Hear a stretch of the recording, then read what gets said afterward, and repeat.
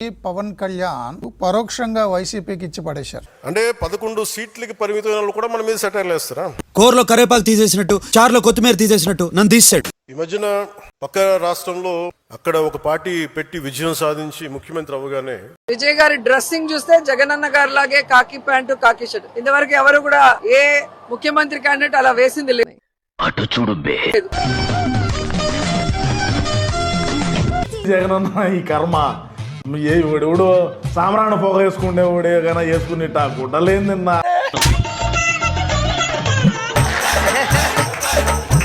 ఆంధ్రప్రదేశ్లో చాలా మంది మీరు కూడా అలా చేసి ఉండాల్సింది చెప్పి నాకు తెగ మెసేజ్లు పంపిస్తా ఉన్నారు. మొన్న విజయ్ ఎలక్షన్ కౌంటింగ్ రోజే పాపం లేపుదన్నారు పవన్ కళ్యాణ్. నిన్ను వంగ పెట్టుకుంటారు కదా. ఎక్కడైనా ఏదో ఒక ఇంట్లో ఏదైనా ఒక పండగ గాని ఏదైనా పెళ్లి గాని జరిగితే ఆ వీధిలో కుక్కలన్నీ హడావిడిగా అటు ఇటు తిరుగుతూ ఉంటాయన్నమాట. చూసి నేర్చుకోరా, హీరో అంటే ఎలా ఉండాలి, సింగిల్ గా ఉండాలి, సింగిల్ పార్టీగా రావాలని. నాకు నవ్వు ఆగలేదు. దున్నపోతులా పెరిగావు, అడ్డగాడిదలా బలిసావు, ఇంత వయసు వచ్చినా బుద్ధి జ్ఞానం రాలేదు, అసలు వస్తుందో లేదో కూడా తెలియదు. ఊళ్ళో పెళ్లికి ఏదో హడావిడి ఉంటారు కదా.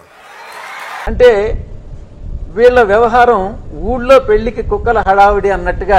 ఇంకెంత క్లియర్ గా చెప్పిన తర్వాత ఎంగిలి కాంచాల దగ్గర కుక్కలా ఇక్కడ ఎందుకు మనం? అంటే నేను ఎక్కువ మాట్లాడిన వాళ్ళ గురించి కాదు, వాళ్ళు ఒకేసారి చేరంటే కొంచెం చిరాగా వస్తుంది కదా మనకు కూడా. చాలా ఆపండి. నేను మరీ అంత ఎదవలా కనపడుతున్నారా? అరే ఆంధ్రప్రదేశ్ పరిస్థితులు వేరు. ఎప్పుడైనా ప్రతి రాష్ట్రానికి ఒక డిఫరెంట్ పొలిటికల్ సినారియో ఉంటది.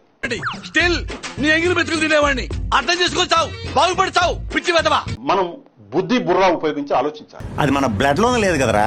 జనసేన అనేది ఒక రోజులో పుట్టింది కాదు, ఒక 25 ఏళ్లుగా నాలో రగులిన ఒక ఆలోచనలకి ప్రతిరూపం. అటు చూడు. జగన్మోహన్ రెడ్డి గారు 2011లో పార్టీ పెట్టి 2019 అంటే 8 ఏళ్ల తర్వాత గెలిచారు. గెలవడానికి 8 ఏళ్లు సమయం పట్టింది. మరి జగన్మోహన్ రెడ్డి గారితో పోలిస్తే విజయ్ గారు కేవలం 2 సంవత్సరాల 3 నెలల్లోనే గెలిచిండు కదా. మరి అట్లాంటప్పుడు జగన్మోహన్ రెడ్డి గారు మంచి నాయకుడు కాదా?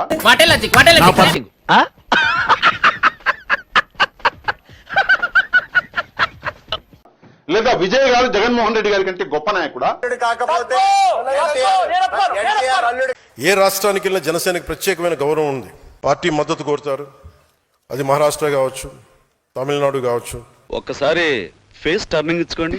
డిఎంకేకి సపోర్ట్ చేశారు అనేది ట్రోల్ వీడియో. అంటే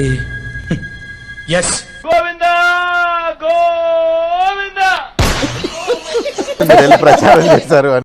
ఓటమే విజయానికి మొదటి మెట్టు. Legends are made like that. ఏం కోచ్, ఇంకోసారి పంచ్ డైలాగ్ లేసంటే మొహం పంచర్ అయిపోద్ది. నెక్స్ట్ మ్యాచ్ కి నన్ను లేపనుకోలే. నెక్స్ట్ మ్యాచ్ నెక్స్ట్ ఇయర్ నువ్వు రెస్ట్ తీసుకో. ఏడాది మహారాష్ట్ర ఎన్నికలు ప్రచారం ఎన్నికలినప్పుడు ఎన్డీఏ అభ్యర్థులు మనం వెళ్ళిన చోట దాదాపు 95% స్ట్రైక్ రేట్ సాధించారు. జనసేన మద్దతు ఉపయోగపడిందని చెప్పినప్పుడు అది చాలా చాలా ఆనందాన్ని ఇచ్చింది. అటు చూడు.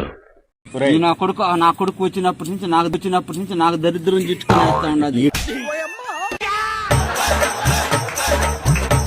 ఈ విజయం ఒక్క రోజులో రాలేదు. దశాబ్దన్నర కాలం పాటు మనం నలిగిపోయాం.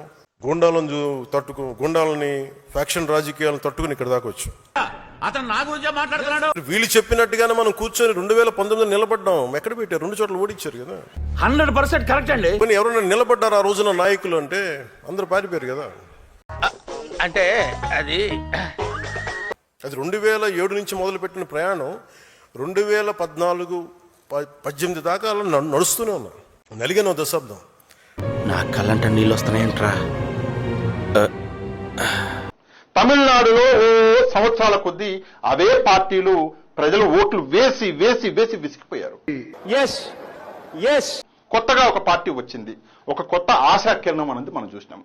అదే కాకుండా 8 గ్రాముల బంగారము, అదేదో గోల్డ్ రింగు, ఇంకేదో ఆయన ఇచ్చినటువంటి హామీలు అవి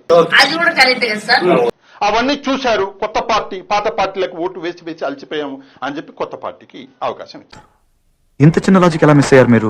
చూడటం కాదండి, మీరు చెయ్యాలంతే. సరే, మీరు ట్రై చేస్తారన్నారంటే అది ఓకే అయిపోయిన